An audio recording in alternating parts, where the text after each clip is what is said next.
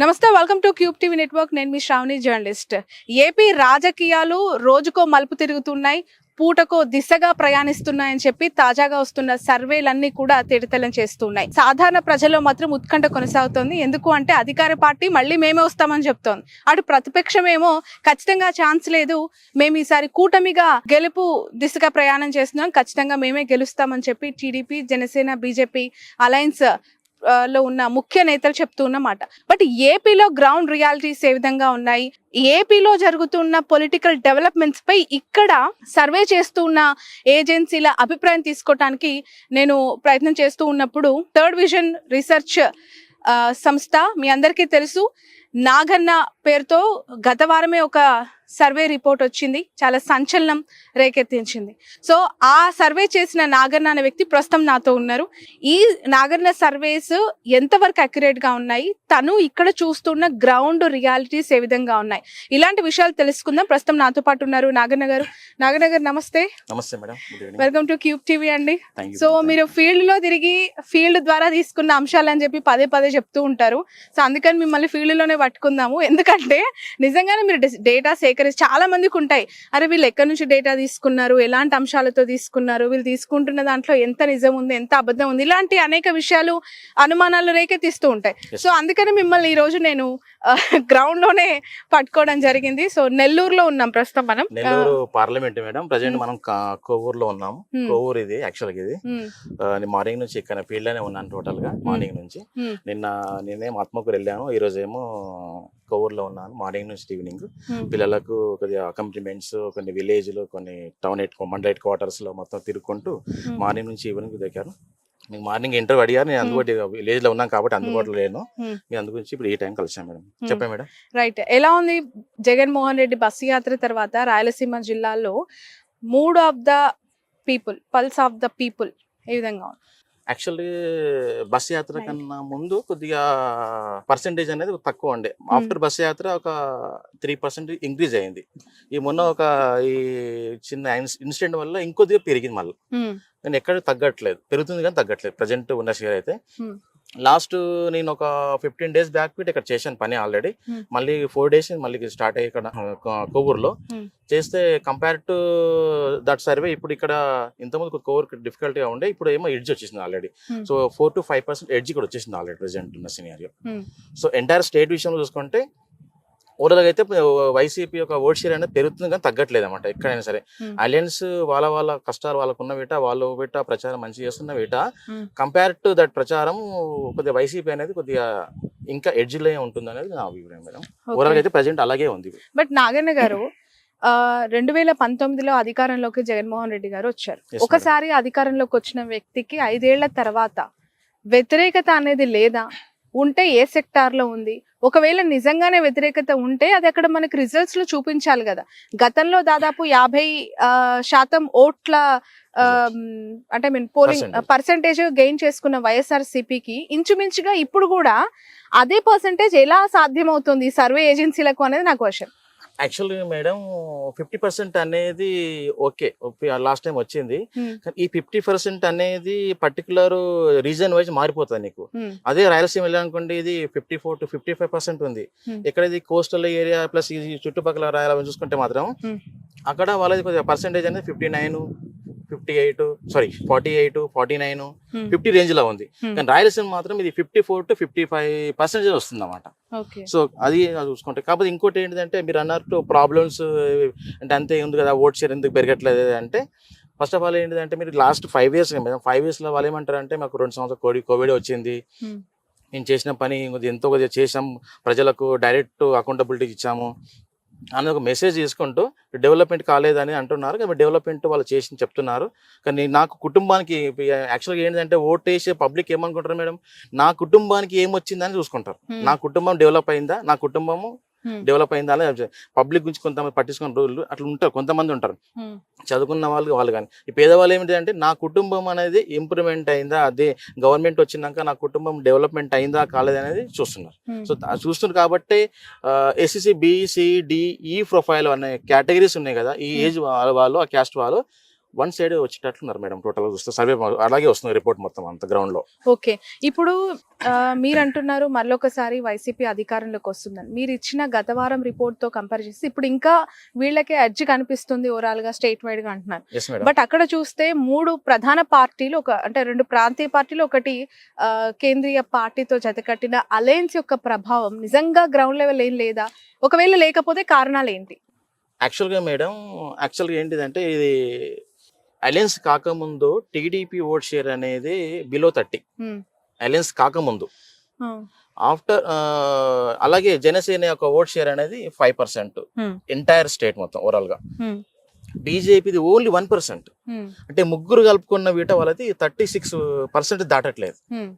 అప్పటికి ఇంకా అలయన్స్ అనేది కాలేదు.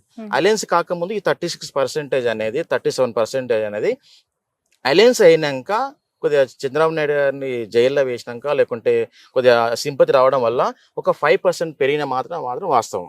సో అది చూసుకుంటే అది 42-43 వరకు వెళ్ళిపోయింది మేడం.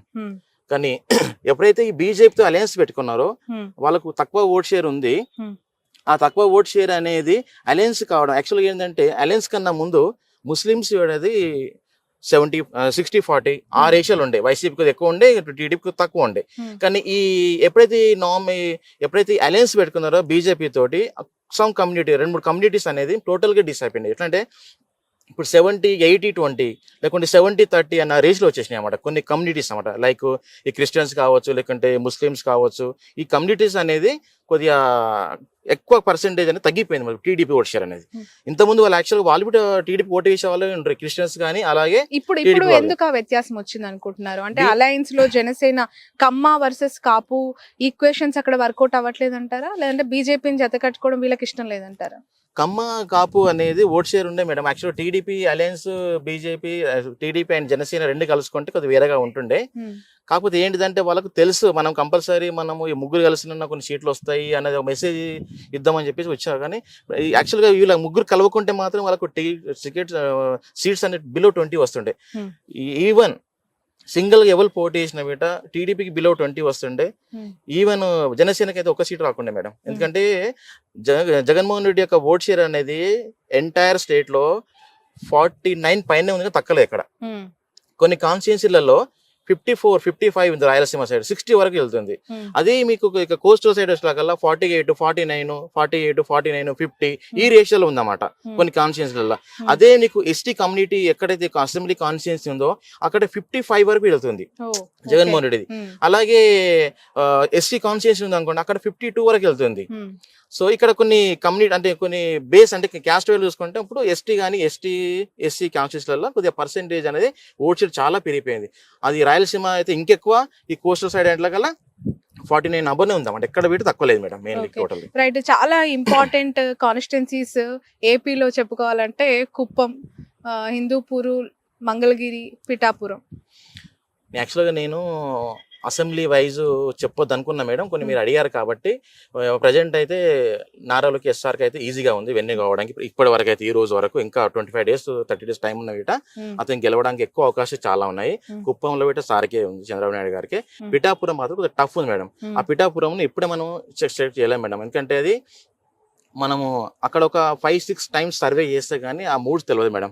ఎందుకంటే రోజుకు మారిపోతుంటది. అంటే వీళ్ళు చేసే ప్రచారం బట్టి, వీళ్ళు ఇచ్చే కమ్యూనిటీ బట్టి, వీళ్ళు ఇచ్చే మేనిఫెస్టో బట్టి పబ్లిక్ అనేది ఇంకా స్టిల్ అక్కడ ఇంకా డిసైడ్ కాలేదు మేడం. పర్టికులర్ ఓట్ షేర్ అనేది ఇంకా ప్రజెంట్ అయితే పర్టికులర్ పిఠాపురం మాత్రం టఫ్ ఉంది మేడం. ఓకే, ఇప్పుడు ఏబీపీ సి ఓటర్ లాంటి అనేక సంస్థలు అక్కడ నేషనల్ లో ఇచ్చిన సర్వే సంస్థలు కూటమి అధికారంలోకి వస్తుంది అని ఇచ్చారు. బట్ మీరు ఎలాంటి అథెంటిక్ మెథడాలజీ యూజ్ చేశారు?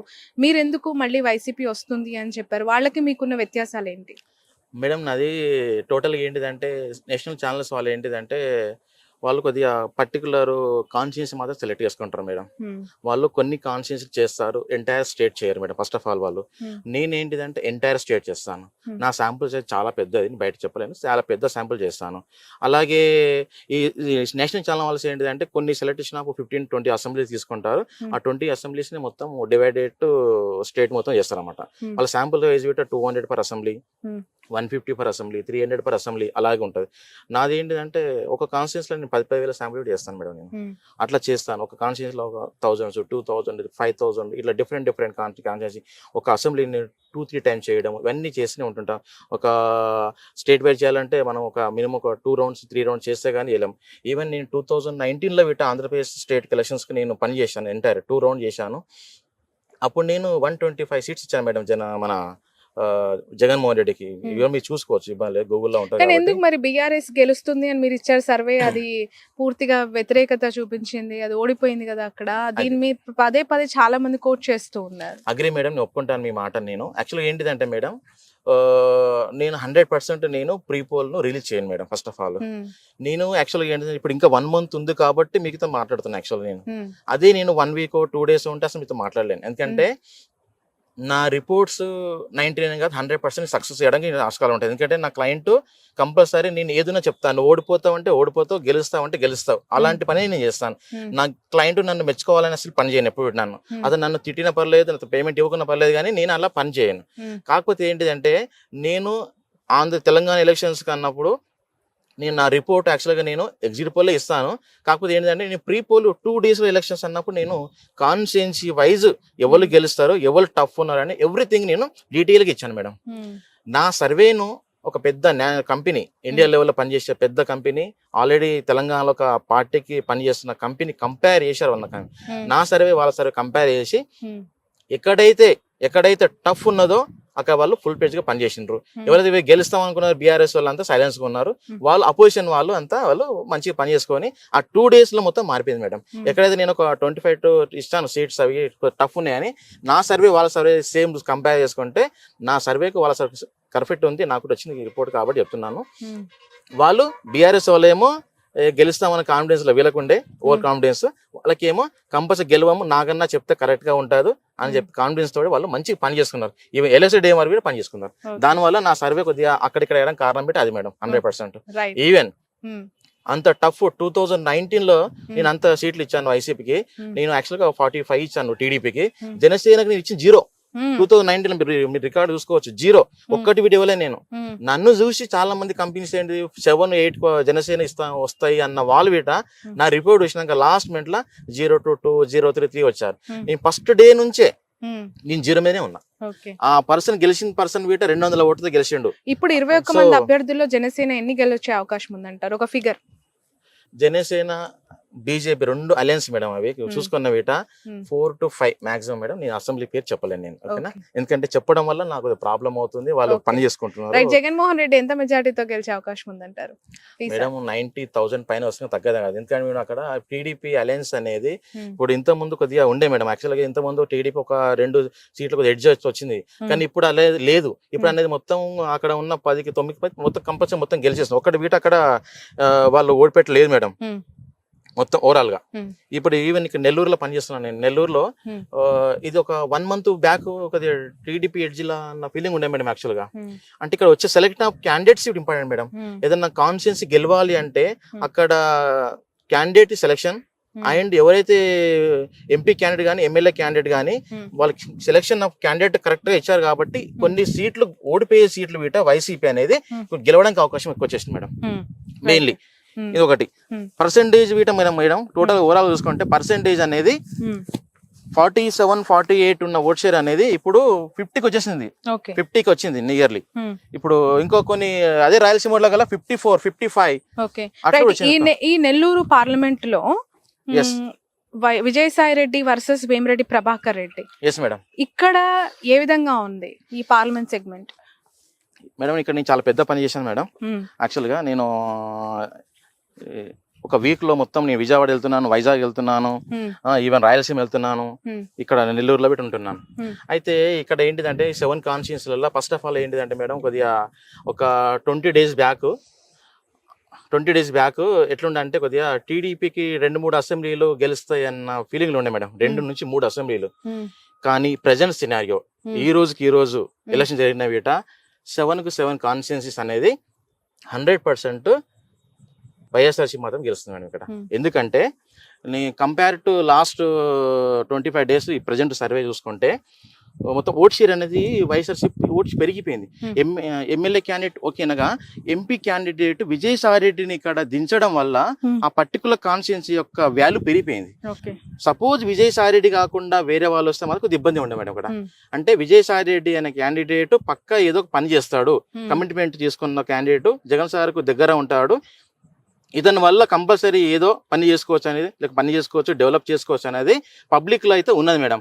అది విజయసాయి రెడ్డి ద్వారా రావడం వల్ల ఇక్కడ ఉన్న నెగిటివ్ ఓట్ అనేది పాజిటివ్ అయిపోయింది madam. Present till today 7 constituencies అన్ని. బట్ ఎలాంటి ఆధారాలు నాగన్, ఎందుకంటే ఇక్కడ నారాయణ లాంటి ఒక ఆర్థిక బలం పుష్టిగా ఉన్న లీడర్స్ ఉన్నారు, వేమిరెడ్డి లాంటి ఒక బిగ్ షాట్స్ ఉన్న ఈ నియోజకవర్గం వెరీ అంటే I mean power packed constituency Nellore is, అటు క్యాస్ట్ పరంగా ఇటు ఫైనాన్షియల్ పరంగా నారాయణ ఉండొచ్చు సారీ, కానీ అలాగే వేమిరెడ్డి సార్ కూడా ఉండొచ్చేమో.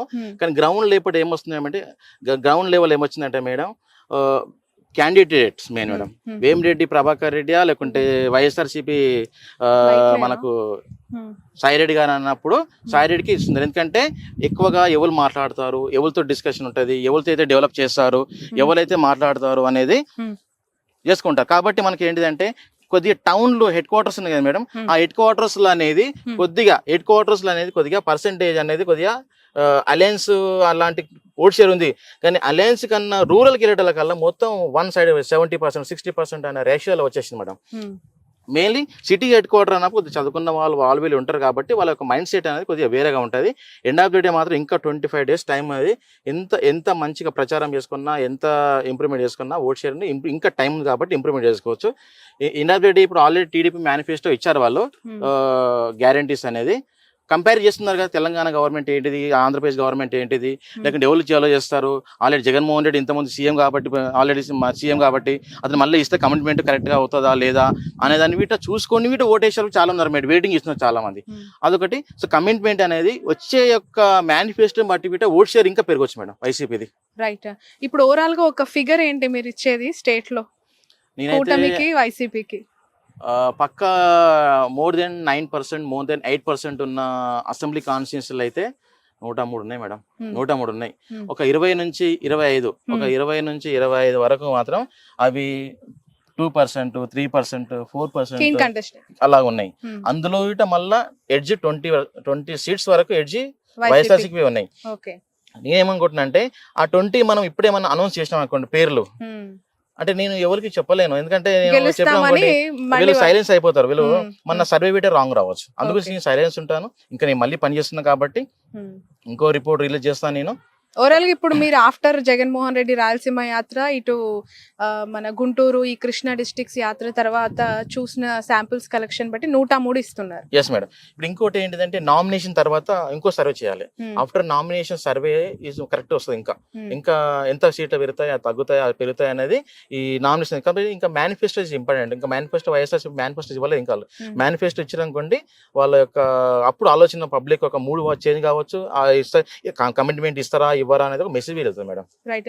నిన్న ఫైనల్ క్వశ్చన్ ఇది, వివేక మర్డర్ ఇష్యూ ఎక్కడా లేవనెత్తొద్దు అని చెప్పి వీళ్ళకు గైడ్ లైన్స్ ఇవ్వడం జరిగింది కదా, ఈసీ ఆదేశాలు జారీ చేసింది. షర్మిల, బాబు, పవన్, లోకేష్, ఈ ఎఫెక్ట్ ఎంత వరకు ఉండొచ్చు? అక్కడ షర్మిల గారికి ఎంత గెలుపు అవకాశం ఉంది? మేడం షర్మిల మేడం గెలవదు, నేను చెప్తున్నా కదా, గెలవదు మేడం, 100% గెలవదు. నేను ఆల్రెడీ సర్వే చేసిన, అక్కడ అయిపోయింది ఆల్రెడీ. మాకు 1.5 అట్లా 2% అట్లా వస్తున్నాయి ఓట్ షేర్స్. ఆమె నేను డిక్రీజ్ చేయగానే, కాకపోతే ఏంటంటే ఆమె పోటీ చేసింది ఓకే, ఆమె రాజశేఖర రెడ్డి కూతురు, ఆమె ఏమనుకుందంటే కమిట్మెంట్ జగన్మోహన్ చెల్లి ఉండొచ్చు కానీ అక్కడ ఓట్ షేర్ అనేది ఇప్పుడు ఎట్లా అయిపోయిందంటే మేడం, వాళ్ళ ఇంట్లో ఫ్యామిలీ విషయాలు గొడవ ఎండొచ్చాం కానీ ఓటర్కి అవన్నీ అవసరం లేదు కదా. నాకు ఎవరు గెలుస్తారు ఈ రోజు ఎట్లా అయిపోయిందంటే, కడప ప్రజలు సర్వే చేశానంటున్నారు కదా, కడప ప్రజలు షర్మిల గురించి ఏమనుకుంటున్నారని మీకు అర్థమైంది అక్కడ? ఎందుకంటే ఆమె పదే వివేక మర్డర్ ఇష్యూలో అవినాష్ నిందితుడు, అవినాష్ రెడ్డి చంపిన వ్యక్తి, అతనికి ఎందుకు ఇచ్చారు ఓటు అని అంటుంది కదా, అవకాశం ఎందుకు ఇచ్చారు అని చెప్పి. ఇదేమైనా ప్రజల్లోకి తీసుకెళ్లగలిగిందా? ఆల్రెడీ వాళ్ళు ఒక చేసుకున్నారు మేడం, వర్క్ చేశారు. యాక్చువల్గా ఏంటిదంటే వాళ్ళు ఏమనుకున్నారంటే ఒక నేను వివేకానంద బాబాయ్ కదా మేడం, బాబాయ్కి షర్మిల మేడం ఎంపీ క్యాండిడేట్ కావాలనే ఒక కోరిక ఉందని చెప్పారా మేడం. చెప్తే మన పబ్లిక్ యాక్సెప్ట్ చేయాలి కదా మేడం. ఆల్రెడీ ఇప్పుడు జగన్మోహన్ రెడ్డిని చూస్తారు కానీ షర్మిల మేడం చూడ మేడం. ఎందుకంటే షర్మిల మేడం ఆల్రెడీ తెలంగాణలో వచ్చి పోటీ చేసి చేస్తాను చేయలేదమ్మ. ఇక్కడ ఏం చేస్తుంది? ఇంకోటి ఏంటిదంటే పోటీ అనేది షర్మిల మేడంకు జగన్మోహన్ రెడ్డి కాదు కదా పోటీ. ఇక్కడ పోటీ అనేది జగన్మోహన్ రెడ్డికి చంద్రబాబు నాయుడుకి పోటీ కానీ అంతేగాని ఇతనికి ఈమెకి అది కాదు కదా మేడం. సో ఓట్ షేర్ అనేది రెండు పార్టీల మధ్యనే 98 ఆర్ 96% to 97% వీళ్ళిద్దరి మధ్యలోనే ఉంటుంది మేడం, కూటమి మధ్యలోనే ఉంటుంది. ఒక పార్టీకి ఎక్కువ రావచ్చు, పార్టీ తక్కువ రావచ్చు, కానీ ఓట్ షేర్ అనేది అవుట్ ఆఫ్ 100% ఓట్ షేర్ లో 96 to 97% ఇద్దరి మధ్యలో ఉంటుంది. ఆ 3% అందరిగా బీఎస్పీ చేసుకుంటే, కాంగ్రెస్ చేసుకుంటే, ఇతరులు చేసుకుంటారు మేడం. 150 అట్లా. Okay right. ఇంకా ఏమైనా చెప్పాల్సిన అంశాలు ఉన్నాయంటారా ఈ ఓవరాల్? నేనేం చెప్పలేదు madam. Manifesto is very important. Manifesto is correct గా ఉంటే కమిట్మెంట్ తోటి గెలుస్తారా అనేది ఒక మెసేజ్ వెళ్తుంది. So manifesto is important. Manifesto వచ్చినాక వీట సర్వే అనేది ఇంకా మారిపోవచ్చు, అంటే పెరగవచ్చు తగ్గవచ్చు చెప్పలేము. ఏదున్నా కానీ manifesto is very important. But ఒక్క అవకాశం అని బాబు ప్రజల నోట్ అడుగుతున్నారు కదా, దానికి ఏం కన్ఫైన్ అవ్వట్లేదా ప్రజలు? వాళ్ళ కూటమి మెయిన్ మేడం. కూటమి వాళ్ళు ఆల్రెడీ వాళ్ళు తెలుసు కదా మేడం, ఎట్లయినా మనం సింగిల్ వెళ్తే గెలవము, కూటమి అయితే గెలుస్తాము అని ఒక కాంపిటీషన్ ఇస్తారు. ఫస్ట్ ఆఫ్ ఆల్ ఏంటిదంటే జనసేనకు ఒక సీట్స్, ఒక వాళ్ళ సీఎం ఏంటి మేడం, జనసేన వాళ్ళ పరిస్థితి ఏంటిది? జనసేన వాళ్ళు మా యొక్క పవన్ కళ్యాణ్ సీఎం కావడం వాళ్ళ బాధ్యత. 10 సంవత్సరాలకు అదే అంటారు వాళ్ళు. 10 సంవత్సరాల నుంచి నాకు సీఎం కావాలి.